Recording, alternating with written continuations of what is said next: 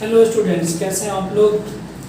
देखिए, आज मैं आप लोगों को क्लास 12 का चैप्टर नंबर फर्स्ट चैप्टर कराने जा रहा हूँ। इसका नाम है relation and function. Relation and function आपने 11th क्लास में भी पढ़ा था। 11th क्लास से ही रिलेटेड ये चैप्टर है। तो सबसे पहले मैं आपको रिलेशन के बारे में बता दूँ। रिलेशन के बारे में यहाँ पे आपको पढ़ना है पहले, फिर उसके बाद फंक्शन के बारे में पढ़ना है। तो यहाँ पे टाइप्स ऑफ रिलेशन क्या क्या है आपके जो सिलेबस में है। सबसे पहले रिलेशन आपको पढ़ना है यहाँ पे सिमेट्रिक रिलेशन, ठीक है। रिफ्लेक्सिव, सिमेट्रिक और ट्रांजिटिव। तो रिफ्लेक्सिव रिलेशन क्या है? रिफ्लेक्सिव, सिमेट्रिक और थर्ड है ट्रांजिटिव।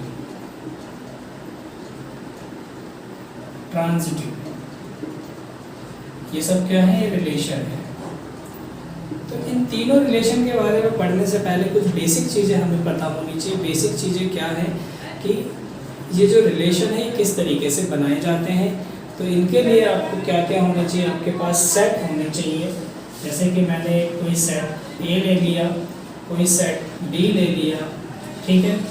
ए का रिलेशन बी के साथ आपको बनाना है, तो कैसे बनाना है उसको हमें पता करना है। जैसे 1 2 3 4 5, 1 2 3 4 5 6 7 8, इस तरीके से हमने क्या ले लिया, कुछ ये सेट हो गया, ये ए सेट हो गया, ये बी सेट हो गया, ये ए सेट हो गया, ये बी सेट हो गया, ठीक है। अब हमें रिलेशन अगर बनाना है तो रिलेशन को कैसे लिखा होगा वहाँ पे डिफाइन करने के लिए आर लिखा होगा। आर का मतलब रिलेशन किसके बीच में? जैसे कि ए और बी। अब यहाँ पे ये भी लिखा होगा कि बी कैसे आएगा या ए कैसे आएगा, a+2 करके इस तरीके से लिखा होगा। तो ये रिलेशन को डिफाइन करता है। तो यहाँ पे ये बोला जाएगा कि ए जो लेना है आपको ए से लेना है, बी किससे आने चाहिए? बी आने चाहिए डी से बिलोंग करनी चाहिए। इस तरीके से ये एक डेफिनेशन हो जाती है। डेफिनेशन में मतलब एक आप कौन सी फॉर्म कह सकते हो? सेट बिल्डर फॉर्म कह सकते हो कि ये सेट बिल्डर फॉर्म हो सकती है रिलेशन की। तो उसको कैसे लिखेंगे देखते हैं ध्यान से। यहाँ पे जैसे कि एक का रिलेशन इसके साथ है, ठीक है। अगर मैं अब यहाँ पे इसको रिलेट करके दिखाऊं, अगर मैं यहाँ पे ए की वैल्यू 1 लेता हूँ तो बी की वैल्यू 3 आ जाएगी, ठीक है। ए की वैल्यू अगर 1 लेता हूँ, अच्छा यहाँ पे मैं ये भी ले लेता हूँ, चलो हाँ ये तो ठीक है। यहाँ पे 2 ले लेते हैं तो यहाँ पे कितना आ जाएगा? 4 आ जाएगा। अगर 3 ले लेते हैं तो 5 आ जाएगा, और यहाँ पे 4 आ जाएगा तो आपका 6 हो जाएगा, और यहाँ पे 5 आ जाएगा तो यहाँ पे क्या आ जाएगा? 7 आ जाएगा। तो आप इतना नंबर यहाँ पे फिल कर सकते हैं। समझ आ रहा है? तो सबसे पहले मैंने देखो यहाँ पे क्या लिया, यहाँ पे 1 का रिलेशन, यहाँ पे 1 का रिलेशन 3 के साथ बना, 2 का रिलेशन 4 के साथ बना, 3 का रिलेशन 5 के साथ बना, 4 का रिलेशन 6 के साथ बना, 5 का रिलेशन 7 के साथ बना। अब यहाँ पे देखो ये सारी चीज़ें क्या हैं? ये जो यहाँ पे 1 2 3 4 रखी गई हैं, इनको क्या कहेंगे? और यहाँ पे ये जो वैल्यू आई है इनको क्या कहेंगे? एक देखते हैं ध्यान से। ये जो आपने वैल्यू पुट करी इनको कहेंगे हम डोमेन, याद रखना, इनको कहते हैं डोमेन। और ये जो वैल्यू आई है इनको कहेंगे रेंज, ठीक है। इन्हें हम क्या कहेंगे? रेंज। और क्या कह सकते हैं इनको आप कह सकते हो इमेज की प्री इमेज। इमेज की प्री इमेज मतलब इमेज बनने से पहले जो नंबर रखे उन्हें प्री इमेज कहते हैं। और इनको क्या कह सकते हो? इसको आप कह सकते हो इमेज, ठीक है। ये इमेज होती है, ये प्री इमेज होती है, ये डोमेन होता है, ये रेंज होता है। अच्छा, ये पूरे सब क्या कहलाएंगे? फिर पूरे सब कहलाते हैं आपके कोडोमेन। याद रखना, कोडोमेन, ये कोडोमेन। तो हमारे पास यहाँ पे रिलेशन ए से लेके बी तक आपको जो रिलेशन बताया गया, क्या बताया गया? ये बताया गया यहाँ पे कि 1 2 3 4 5 इनके बीच में क्या क्या रिलेशन है? 1 3 और इन सब का रिलेशन। तो ये सारे रिलेशन, इनको रिलेशन कहते हैं। इनको हम क्या कहते हैं? रिलेशन कहते हैं। तो रिलेशन में आपको याद रखना है डोमेन क्या होता है, कोडोमेन क्या होता है, प्री इमेज क्या होती है, इमेज क्या होती है, ठीक है। तो यहाँ पे आपको ये याद रखना है। तो चलिए हम शुरू करते हैं थोड़े से रिलेशंस के बारे में, आगे चर्चा करते हैं।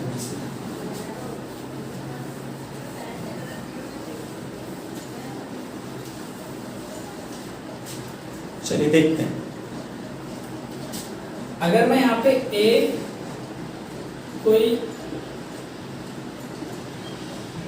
सेट ले लूँ और बी कोई सेट ले लूँ, देखो ज़्यादा बड़े नहीं करेंगे, छोटे छोटे क्वेश्चन में कर लेंगे।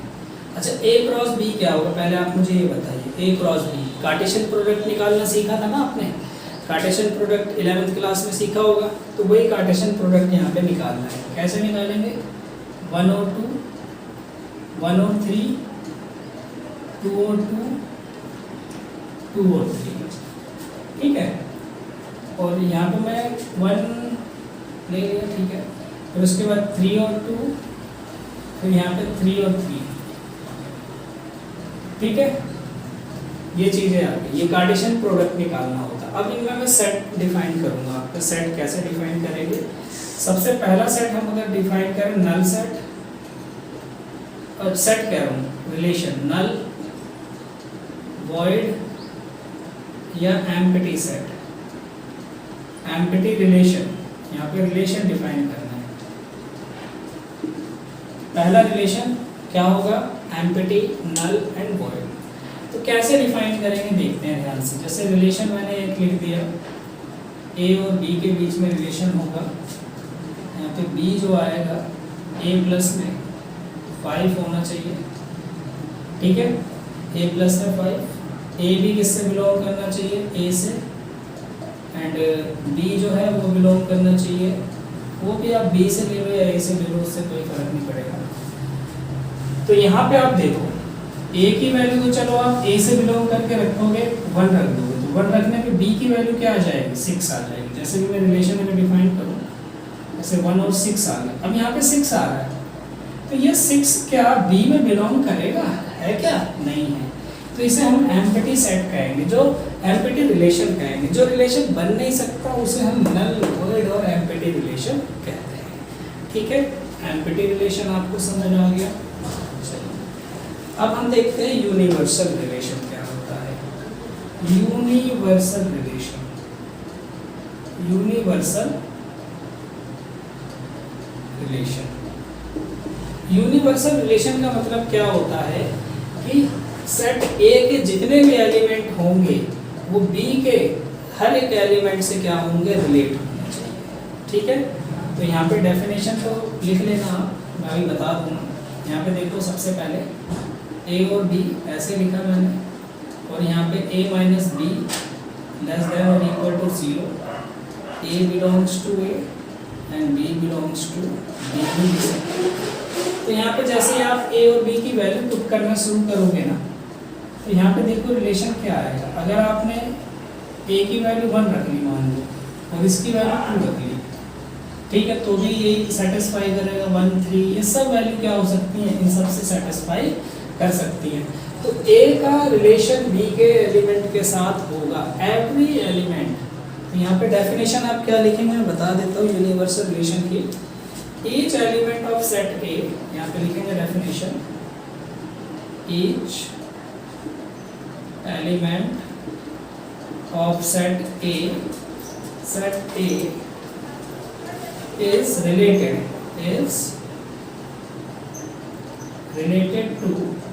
related to element of every element of set B। इसका मतलब है कि हर एक एलिमेंट किसका, सेट A का सेट B के हर एक एलिमेंट के साथ क्या है, रिलेट करेगा। आई होप आपको ये समझ आया होगा यूनिवर्सल रिलेशन, ठीक है। इसके बाद आता है आपका आइडेंटिटी रिलेशन,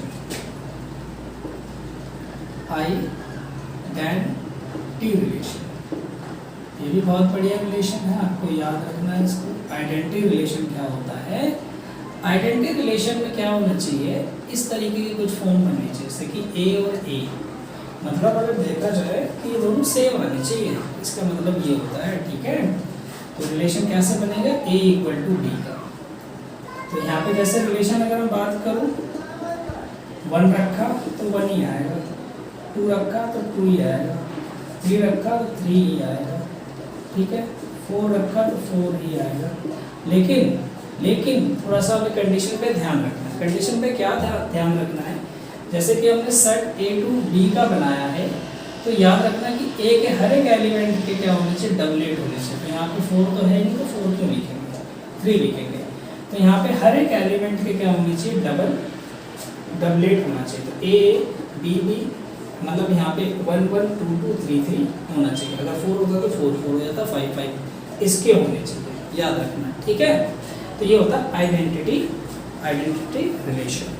ठीक, आगे बढ़ते हैं। आइडेंटिटी रिलेशन के बाद आपका आता है रिफ्लेक्सिव रिलेशन। रिफ्लेक्सिव रिलेशन भी बहुत ही बढ़िया है, आपको अच्छे से ध्यान रखना है। रिफ्लेक्सिव ही अब यहाँ से शुरू होता है। रिफ्लेक्सिव रिलेशन में क्या होगा, सेम आइडेंटिटी रिलेशन की तरह ही है ये भी, आइडेंटिटी रिलेशन की तरह ही है ये भी।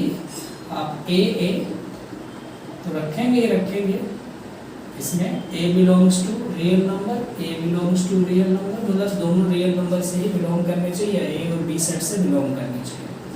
लेकिन यहाँ पे कुछ एक कंडीशन ऐसी भी हो जाती है, जैसे कि 1 1 तो होना ही चाहिए, 2 2 भी होना ही चाहिए, और 3 3 भी होना ही चाहिए। लेकिन अगर किसी का रिलेशन 1 के साथ 2, मतलब यहाँ पे 4 के साथ 3 के साथ 1 ऐसे भी आ सकता है, तो इसको नहीं, इसको तो होने देना, ये तो होगा ही होगा। लेकिन अगर ये कंडीशन है और प्लस ये भी है, तो वो रिफ्लेक्सिव रिलेशन होगा। अगर आपका डबलेट आ रहे हैं, हर एक के डबलेट आ रहे हैं और उनके साथ कोई दूसरा रिलेशन भी डिफाइन हो रहा है, तो वो रिफ्लेक्सिव रिलेशन तो होगा ही होगा, लेकिन आइडेंटिटी नहीं होगा। आइडेंटिटी में क्या डिफरेंस है, आइडेंटिटी में ये नहीं होता, आइडेंटिटी में सिर्फ ये होनी चाहिए, डबलेट ही होनी चाहिए, ठीक है। रिफ्लेक्सिव में और भी रिलेशन डिफाइन हो सकते हैं।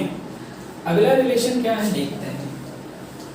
अगला रिलेशन है आपका सिमेट्रिक। रिफ्लेक्सिव के बाद सिमेट्रिक रिलेशन, बहुत ही बढ़िया है, इसको भी ध्यान से देखिए, समझिए। सिमेट्रिक रिलेशन, सिमेट्रिक रिलेशन में क्या होगा, यहाँ पर रिलेशन कुछ इस तरीके से होना चाहिए। क्या होना चाहिए, ए भी होना चाहिए उसके अंदर, ए भी होना चाहिए, तो बी ए भी जरूरी है। अगर आपका ए बी है तो बी ए जरूरी है। बी ए का मतलब अगर मैं बोलूँ स्कूल गया तो स्कूल से घर आना भी जरूरी है, समझ आ रहा है। अगर मैं स्कूल मैंने लिखा मैं स्कूल जाता हूँ, तो वो तो हो गया एक। अब मैं बोलूँगा मैं घर जाता हूँ, अब कहाँ से, मैं घर से स्कूल जाता हूँ, स्कूल से घर आता हूँ, तो वो दोनों इसमें होना जरूरी है। मतलब ए बी होना जरूरी है, बी ए होना जरूरी है, मतलब उसका उल्टा होना जरूरी है। मीनिंग इसका ये है कि भाई साहब अगर 1 2 है ना, तो 2 1 भी जरूरी है। अगर 2 3 है ना, तो 2 3 3 2 है, तो 2 3 भी होना जरूरी है। तो ये आपका कौन सा सिमेट्रिक रिलेशन कहलाएगा, ठीक है। मान लो ये है और ये नहीं है, तो फिर सिमेट्रिक नहीं होगा, ठीक है। Symmetric relation. इसके बाद हम बात करते हैं ट्रांजिटिव रिलेशन, बहुत ही बढ़िया है ट्रांजिटिव लास्ट रिलेशन। इसके बाद हम क्वेश्चनों पे ध्यान देंगे। ट्रांजिटिव रिलेशन, ट्रांजिटिव में जैसे सिमेट्रिक में हमने पढ़ा था, यहाँ पे ट्रांजिटिव का क्या होगा देखते हैं। ए बी होगा तो बी सी होगा, ए बी बी सी। अगर ये दोनों हैं तो आपको यहाँ पे ए सी भी ढूंढना पड़ेगा। मेरा कहने का मतलब है कि ए सी है, ए बी है, बी सी है, ए सी है, ए सी भी आपको ढूंढना पड़ेगा, ठीक है। जैसे कि देखो यहाँ पे एग्जांपल ले लेते हैं। जैसे मैंने लिखा है यहाँ पे 1 and 2, ठीक।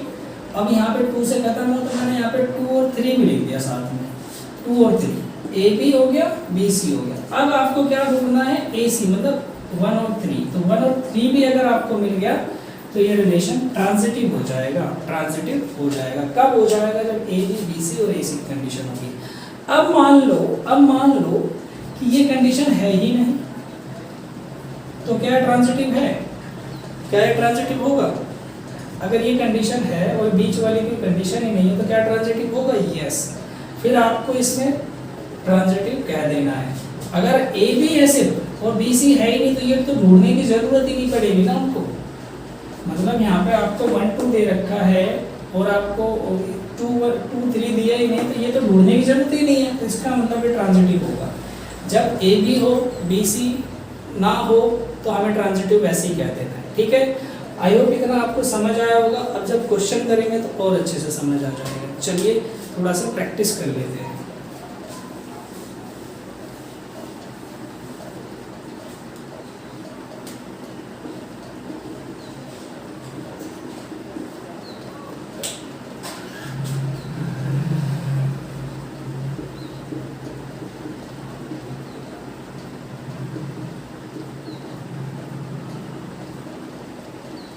यहाँ पे एक सेट है 1 2 3, ठीक है, इससे मैंने ये रिलेशन बना दिया। एक और रिलेशन बना लेते हैं।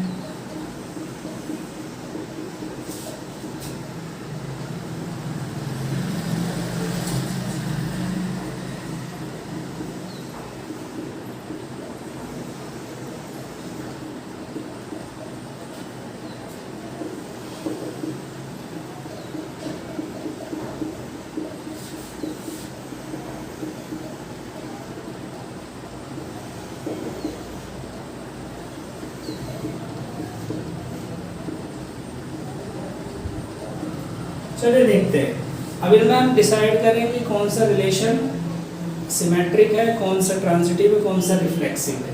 तो सबसे पहले रिफ्लेक्सिव की कंडीशन देखी जाए तो 1a 2 2 3 3, तो रिफ्लेक्सिव तो है। क्यों? क्योंकि देखो ना यहाँ पे a मतलब ये देखो 1 1 2 2 3 3 तो है, ठीक है। और क्या आइडेंटिटी है? ये आइडेंटिटी नहीं है। क्यों नहीं है? क्योंकि इसकी वजह से आइडेंटिटी नहीं है, ठीक है। अब देखते हैं दूसरे वाले में, क्या ये रिफ्लेक्सिव है? 1 1 तो है ही नहीं भाई, 2 2 है, हाँ है, 3 3 है, लेकिन 1 1 नहीं है, तो इसका मतलब ये आइडेंटिटी तो नहीं हुआ और ना रिफ्लेक्सिव हुआ। फिर उसके बाद हम चेक करते हैं क्या ये फंक्शन हमारा ऑपोजिट है, जिसको हम क्या कहते हैं? सिमेट्रिक कहते हैं। 1 2 2 1 तो है, 2 3 3 2 है, क्या नहीं है? तो ये ना तो रिफ्लेक्सिव है ना रिफ्लेक्सिव नहीं है। और पहला वाला क्या था आपका? पहला रिफ्लेक्सिव था, आइडेंटिटी नहीं है, और प्लस में ये सिमेट्रिक नहीं है। क्या ट्रांजिटिव है? 1 2 2 1, क्या 1 3 है कहीं? हाँ, नहीं 1 2 2 1 ये नहीं देखेंगे। 1 2 2 3, 1 3 है, हाँ है, और कुछ है 2 2 2 3, इसका मतलब ये ट्रांजिटिव तो है। ट्रांजिटिव कैसे चेक किया मैंने? ट्रांजिटिव देखो कैसे चेक किया। डाउट, सबसे पहले आपने क्या देखा यहाँ पे? 1 2 देखा और 2 1 नहीं देखना, इसको उल्टा नहीं देखना। इससे रिलेटेड कोई, जैसे कि ये ए बी है तो आप बी सी देखो ना, तो बी सी ये रहा, ठीक है। अब यहाँ पे ए सी देख लो, ए सी मतलब 1 और 3 और देख लो, ये रहा है, तो ये सी ट्रांजिटिव हो जाएगा, ठीक है। इसी तरीके से इसको अगर देखा जाए तो ये आइडेंटिटी है और कौन सा है? रिफ्लेक्सिव भी है, बिल्कुल ठीक है। और ये ट्रांजिटिव भी होगा, ठीक है, ट्रांजिटिव भी होगा। ये क्या है? 1 1 2 3 1 3 1 1, अब 1 2 है और 2 3 है, और यहाँ पे ये दे रखा है, इसका मतलब ये ट्रांजिटिव है, सिर्फ ट्रांजिटिव होगा, ठीक है। तो आई होप आपको समझ आए होंगे।